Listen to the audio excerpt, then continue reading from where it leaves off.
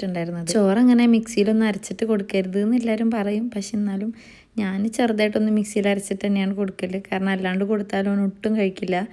അപ്പോൾ ഞാൻ കുറച്ചെങ്കിലും കഴിച്ചോട്ടെ എന്ന് കരുതിയിട്ട് ഇങ്ങനെ മിക്സിയിൽ അരച്ചിട്ട് തന്നെയാണ് കൊടുക്കാറ്. ഷാസീനെ ഫുഡ് കഴിപ്പിക്കുക എന്നുള്ളതാണ് എൻ്റെ ഇപ്പോഴത്തെ ഏറ്റവും വലിയൊരു ടാസ്ക്. അങ്ങനെ പിന്നെ ഫുഡൊക്കെ കഴിച്ച് ഡ്രസ്സൊക്കെ ഒന്ന് മാറ്റി പിന്നെ ഞങ്ങളുടെ പ്ലേ ടൈമാണ്.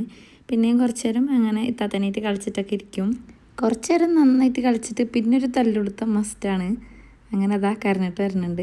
അങ്ങനെ പിന്നെ കളീൻ്റെ ക്ഷീണമൊക്കെ മാറ്റാൻ വേണ്ടിയിട്ട് പിന്നെയും കുറച്ച് നേരം കിടന്നു. അങ്ങനെ ഉറങ്ങാൻ കിടക്കുമ്പോൾ ടൈം 5 മണിയായിട്ടുള്ളൂ. പക്ഷെ എന്നാലും ഇവിടെ അത്യാവശ്യം ഇരുട്ടാവാൻ തുടങ്ങിയിട്ടുണ്ടാവും. അങ്ങനെ അതാ കുറച്ച് നേരമൊക്കെ ഉറങ്ങിയിട്ട് എണീച്ച് വന്നിക്കാണ്. ഒരു 2 മിനിറ്റ് എണീച്ചിട്ട് ഓനതാ പിന്നെ ഉറങ്ങിപ്പോയി. അങ്ങനെ ആ ഒരു ഉറക്കം കൂടി കഴിഞ്ഞ് എണീച്ചിട്ട് ഉറങ്ങിക്കിടന്ന് പപ്പാനെയും കുത്തിപ്പൊക്കിയിട്ട് പിന്നെ അങ്ങനെ 3 കൂടി കളിയാണ്. അങ്ങനെ പിന്നെ അതൊക്കെ കഴിഞ്ഞിട്ട് ഞങ്ങൾ നേരെ ഞങ്ങളുടെ ഫൈനൽ ഫുഡിലേക്ക് പോവുകയാണ്. വൈകുന്നേരത്തെ ഫുഡ് ഞാനൊരു 7 മണിയൊക്കെ ആകുമ്പോഴാണ് കൊടുക്കുക.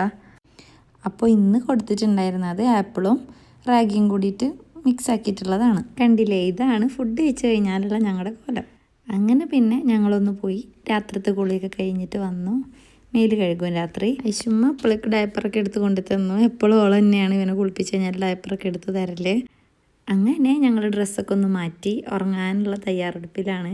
അപ്പോൾ രാത്രി ഞാൻ ഇതേപോലെ ഫുൾ ഡ്രസ്സ് ഇട്ട് കൊടുക്കും. കാരണം രാത്രി നല്ല തണുപ്പാണ്. അപ്പോൾ ഞങ്ങളങ്ങനെ അതാ ഉറങ്ങാൻ പോവുകയാണ്.